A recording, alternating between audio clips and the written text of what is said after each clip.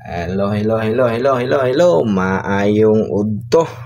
Init na udto guys. Napakainit. Okay, naana po na inyong mananambal pero dili albularyo. Mo explain na po ko sa ako ang nahibawan ani klase sa sagbot. O katong wala pa nakaila, tan-awan ninyo ni atong video antod mahuman. Okay? Kani siya guys akong gigunitan nakaila mo ani. Wala pa mo kaila ani. Katong wala nakaila, mo ni siya ginganlan og gabon. Gabon guys, tanaw niyo guys. Klaro ha? Mo ni ang gabon. Nara ni sa tong palibot guys.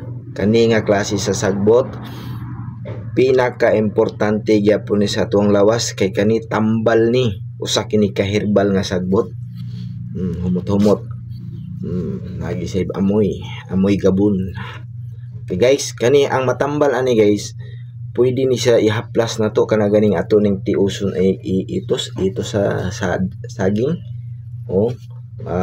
Nya halubon na to, halubon sa baga, nya nigkahuman tanatog asin gamay.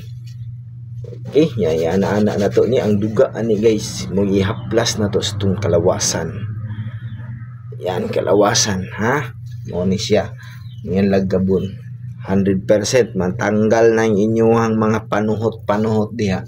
Og dili lang kana guys ang iyahang duga, tambal po ni sa ubo ha, ubo.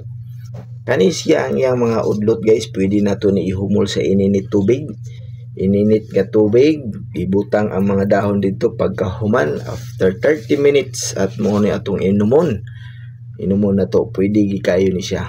Kani iyang duga pod ug imuha ni siyang halubon para mahumok inig puga nimo kanang namuduga gi siya, kana pwede na to imnon. Mo ni siya guys, ginganlan og gabon. Okay, katong wala pa kaila, tan-awan ni mayo niyang dahon medyo napayo kay grabe ka init sa gawas. Kaila atong pa klaro gyud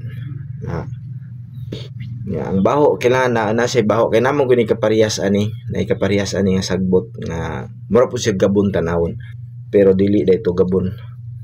Kani siya dili ni ordinaryo nga sagbot ha, usa kini ka herbal. O katong wala pa ka panulay, wala pa ka sulay, dili panulay, wala pa ka sulay, hala pang sulay na mo kay kani siya epektibo nga herbal.